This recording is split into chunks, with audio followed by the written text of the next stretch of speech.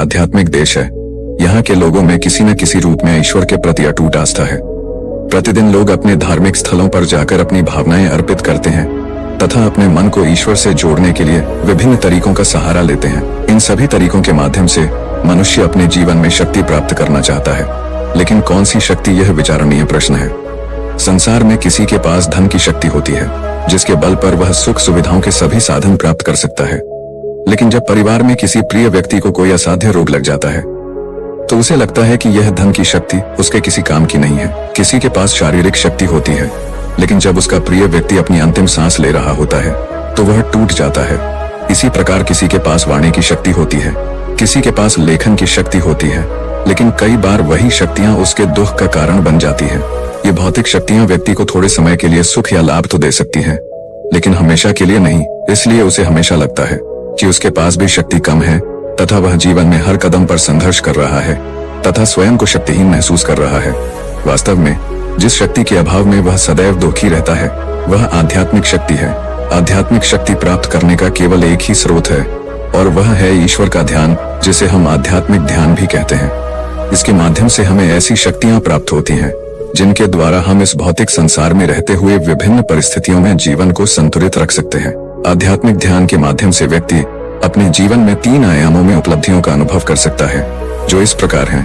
पहला, व्यक्ति अपने मन को शांत और संतुलित रखने की विधि सीखता है, जिसके कारण वह कई प्रकार के तनाव, नकारात्मक भावनाओं और कमजोरियों से मुक्त हो जाता है और वह स्वयं में आत्म संतुष्टि का अनुभव करता है। दूसरा, संबंधों में व्यवहार अच्छा हो जाता है। ध्यान के माध्यम से व्यक्ति में सद्गुणों का विकास होता है और वह समझता है कि हर व्यक्ति में कुछ विशेषता है, इसलिए वह एक दूसरे में दोष देखने के बजाय गुण देखने लगता है, जिसके कारण आपसी संबंध मधुर हो जाते हैं और व्यक्ति का व्यवहार कुशल हो जाता है। तीसरा, वह परिस्थितियों और समस्याओं पर विजय प्राप्त कर लेता है।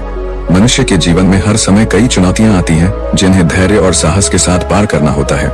योगाभ्यास के माध्यम से व्यक्ति अपने अंदर अनेक आध्यात्मिक शक्तियों का विकास करता है और जब वह योग साधक सही समय पर सही शक्ति का प्रयोग करता है तो वह अपने जीवन को संकट मुक्त बना लेता है।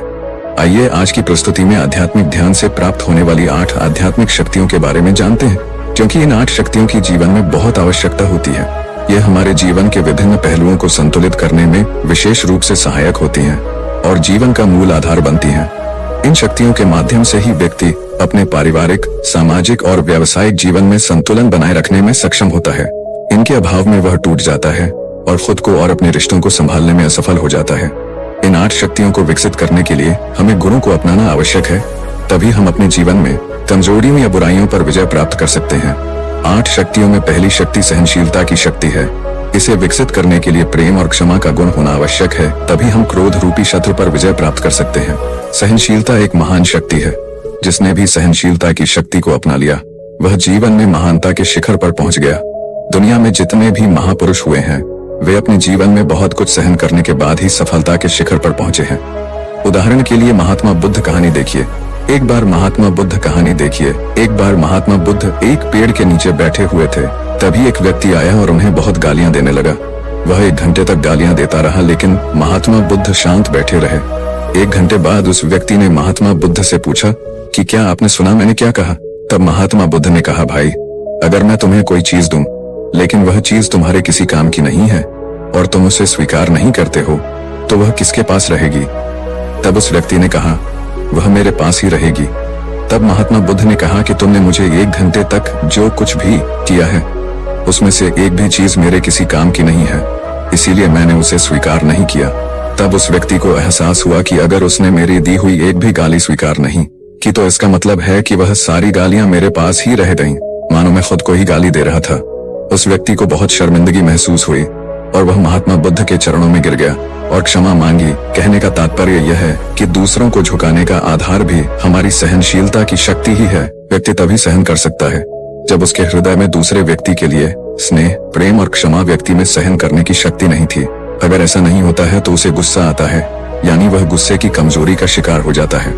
कई बार लोग कहते हैं कि कोई कब तक बर्दाश्त कर सकता है। आखिर बर्दाश्त करने की भी एक सीमा होती है। फिर भी अगर आप 10 बार माफ कर देते हैं लेकिन जब वह 11वीं बार वही गलती करता है तो आपको गुस्सा तो आएगा ही ना। लेकिन सोचने वाली बात यह है कि आपने 10 बार क्या बर्दाश्त किया, यह तो आपको ही पता है। लेकिन अगर 10 लोग भी यही गलती करें तो आपको गुस्सा आएगा ही ना। इसलिए व्यवहार में जब हमें कुछ सहना पड़े तो हमें विश्लेषण करना चाहिए कि वह व्यक्ति हमसे क्या अच्छाई चाहता है। जब आप अपने अंदर यह सकारात्मक भावना विकसित कर लेंगे तो उसे सहन करने की भावना नहीं आएगी, गुस्सा नहीं आएगा और आप किसी को भी प्रेम से माफ कर देंगे।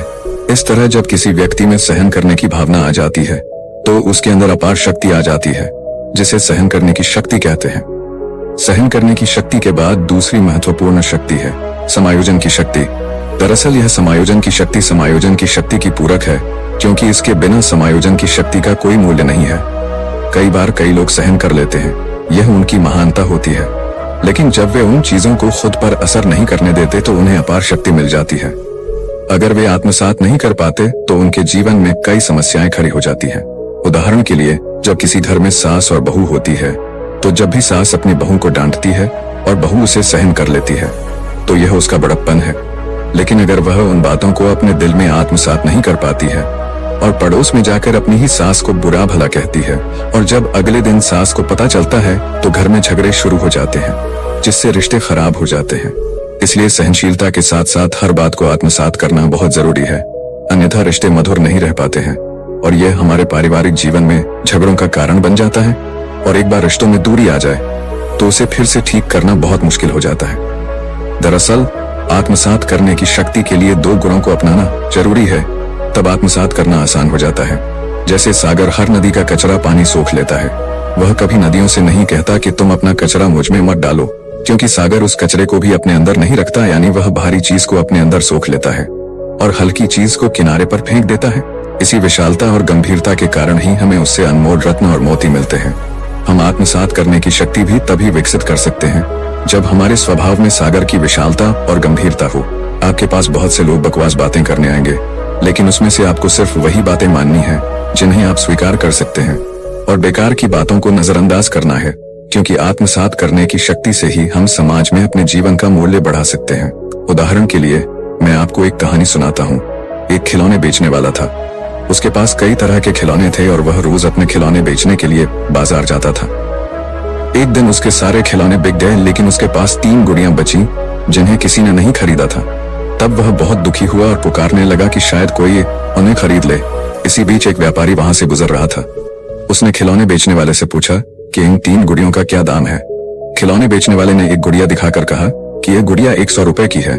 फिर उसने दूसरी दिखाकर कहा कि इसकी कीमत 1000 रुपए है और तीसरी दिखाकर उसने कहा कि इसकी कीमत 1000 रुपए है। तब व्यापारी आश्चर्य से उन्हें देखने लगा और बोला कि तीनों एक जैसी दिखती हैं, इनकी कीमतें अलग अलग क्यों हैं? खिलौने बेचने वाले ने एक तार लिया और जब उसे पहली गुड़िया के एक कान में लगाया तो वह मुंह से निकल गई। फिर जब उसने दूसरी गुड़िया के एक कान में तार डाला तो वह दूसरे कान से निकल गया, लेकिन अंत में जब उसने तीसरी गुड़िया के कान में तार डाला तो वह पेट में चला गया। तब खिलौने वाले ने व्यापारी को समझाया कि पहली गुड़िया जिसके कान में तार डाला था और उसके मुंह से निकला था, वह उस व्यक्ति का प्रतीक है जो सुनी सुनाई बातों को सुनकर उसे मनवाता है और दूसरों को सुनाता है। इसीलिए उसका मूल्य बहुत कम है, मात्र 10 रुपए। दूसरी गुड़िया जिसके एक कान में तार डाला था और दूसरे कान से निकला था, उसका हैप्पी बर्थडे, आप हमेशा खुश रहो, आपका हर सपना पूरा हो, आपके जीवन में ढेर सारी खुशियां आए, गॉड ब्लेस यू। लेकिन तीसरी गुड़िया जिसके कान में तार डाला था और वह पेट में चला गया, उसका मूल्य सबसे अधिक है, क्योंकि वह किसी की भी बात सुनकर उसे अपने में समाहित कर लेती है, कभी किसी की निंदा नहीं करती और जो बातें ग्रहण करती है उन्हें आत्मसात कर लेती है। यह सुनकर व्यापारी बहुत खुश हुआ और वह तीनों गुड़िया लेकर चला गया। इस कहानी से हमें यह शिक्षा मिलती है कि यदि कोई व्यक्ति दूसरों की बातों को सुनने और उन्हें फैलाने की बजाय उन्हें अपने अंदर आत्मसात कर ले तो वह व्यक्ति सबसे अधिक मूल्यवान बन जाता है, क्योंकि इस शक्ति के कारण ही वह सबका प्रिय बनता है। अतः जीवन में सफलता प्राप्त करने के लिए और सबका प्रिय बनने के लिए या सबका विश्वास जीतने के लिए इस शक्ति का होना बहुत जरूरी है।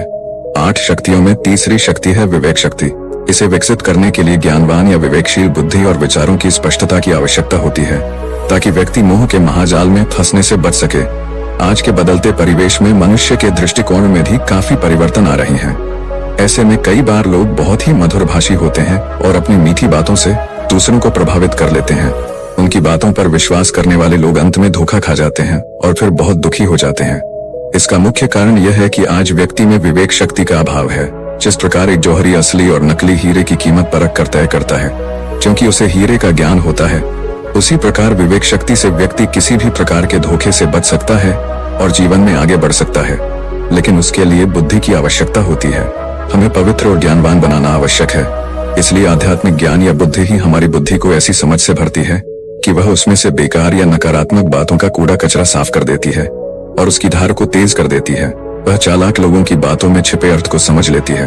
हम जितने पारदर्शी होंगे या हमारी बुद्धि जितनी पारदर्शी होगी, हम उतनी ही हर बात या परिस्थिति की सच्चाई को स्पष्ट रूप से देखते हैं और उसे परखते हैं और जीवन में उसका लाभ उठाते हुए आगे बढ़ते हैं। इसलिए कई बार विवेक शक्ति के अभाव में व्यक्ति अच्छे अवसर भी खो देता है, और जब दूसरे उस अवसर का लाभ उठाते हैं तो हम हाथ मलते रह जाते हैं। अक्सर व्यक्ति में विवेक शक्ति का अभाव इसलिए होता है क्योंकि आसक्ति में उसकी तीसरी आंख बंद हो जाती है।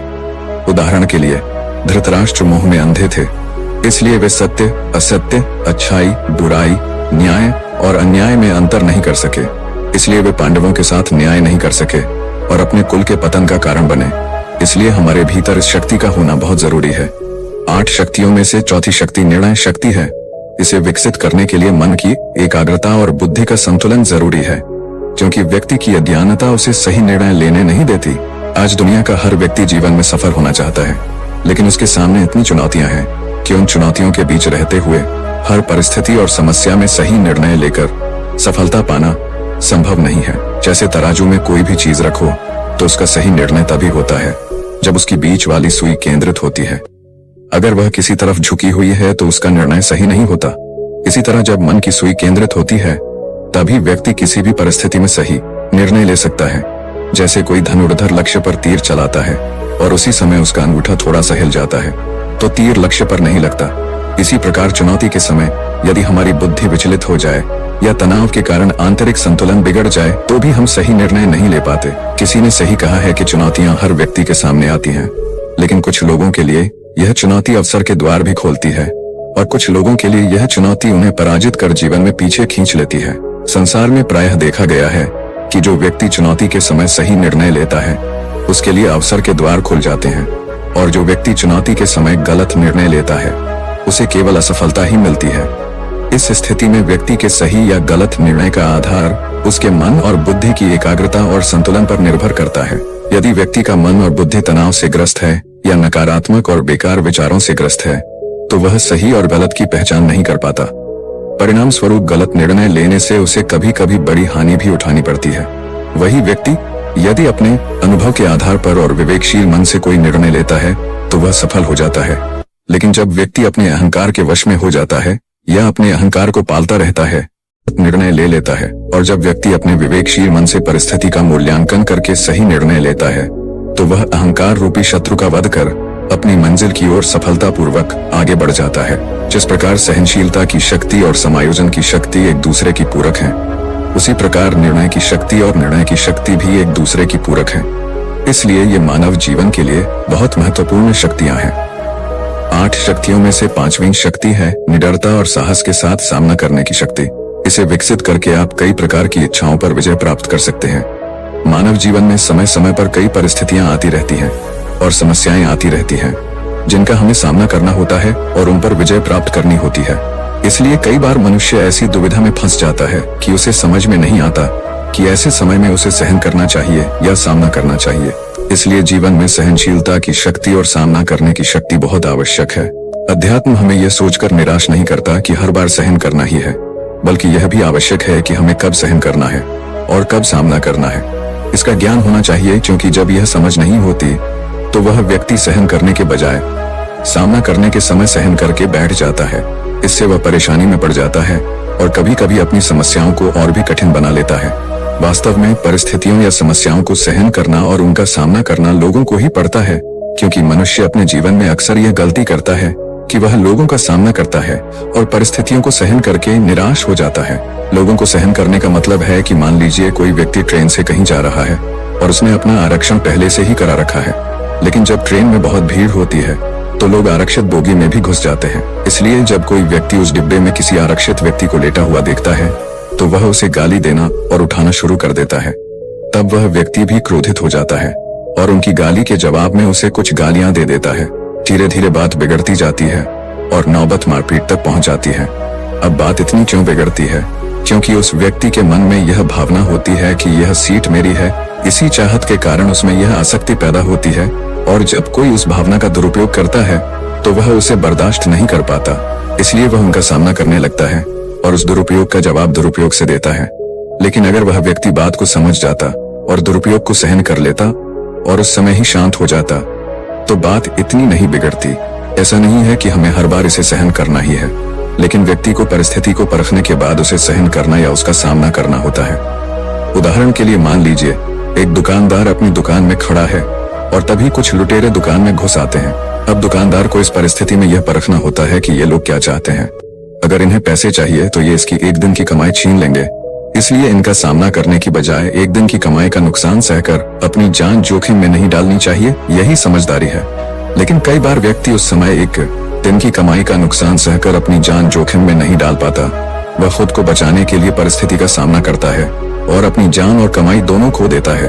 तो मेरे कहने का मतलब यह है कि कभी कभी किसी परिस्थिति का सामना सिर्फ बल से नहीं किया जाता, बल्कि समझदारी, शांति और निडरता से भी परिस्थिति का सामना किया जा सकता है। इसीलिए आज मनुष्य में निडरता और साहस के साथ परिस्थिति का सामना करने की शक्ति की बहुत आवश्यकता है।